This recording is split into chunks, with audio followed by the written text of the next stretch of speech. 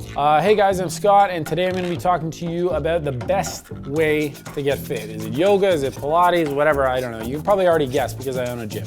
Anyhow, that's what we're talking about. Hey guys, so I am a big believer in every form of fitness, whether it's CrossFit, whether it is yoga, whether it is Pilates, whether it is jumping jacks in your living room or boxing or whatever. I love it all. I love everything that gets you out there, that gets you off your couch, that gets you moving, that gets you feeling healthier and loving life more.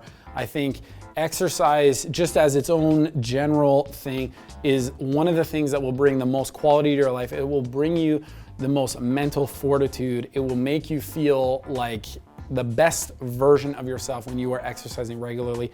It is the reason why I am a gym owner. It is the reason why I am no longer a little fat kid who cried way too much.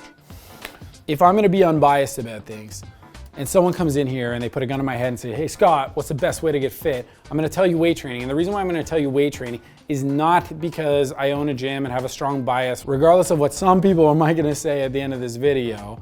The reason why I am so into strength and conditioning is because there is nothing in the whole world of exercise that lines up the best with your life as weight training does. Whether you're squatting down to grab something, whether you are sitting on a toilet, whether you are reaching for the cookie jar, I see you, or whatever you're doing, everything in life, every movement in life can be broken down into micro segments in here. So now there's two different types of people as it relates to weight training, okay? You have people over here who are super completion focused. They get a goal, they say, okay, I'm doing a bench press or I'm doing a run or I'm doing whatever I'm doing, and I just need to finish that. And so we have these people. But then on the other end of the spectrum, and it is a spectrum, even if some people don't realize that it's a spectrum, then you have other people over here who are super process driven. And it's all about what they're feeling in every repetition. It's all about the plane that their knee is traveling in as they're squatting. It's all about the breathing as it relates to the cadence of your stride as you're going for a run or whatever. So why is being process driven so important? It's because movement in a jog is so much, or a run, I'm picking on running or biking or something more dynamic, it's so dynamic. There's so many variables to how the ankle flexes, to what happens in the knee, to what happens in the hip, to how the weight moves up and through the body and comes out the other leg as you move into your next side. It is so dynamic. There's all these micro things, and we don't necessarily get it as we're going for a jog, but if you look at an Olympic runner, it's borderline like dancing. It's so rhythmic. But then you look at some other people run and you're like, wow, that actually looks like it might be painful for the pavement because they're so choppy as they run. The body is meant to distribute and shift weight in and out of the body. Nothing allows the breakdown of each individual function of the body like weight training does. It just doesn't.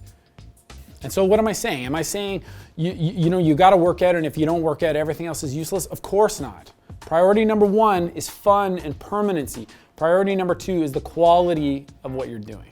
So take it from me, get out there, get moving, but do yourself a favor, spend some time in the weight room, spend some time breaking down movements.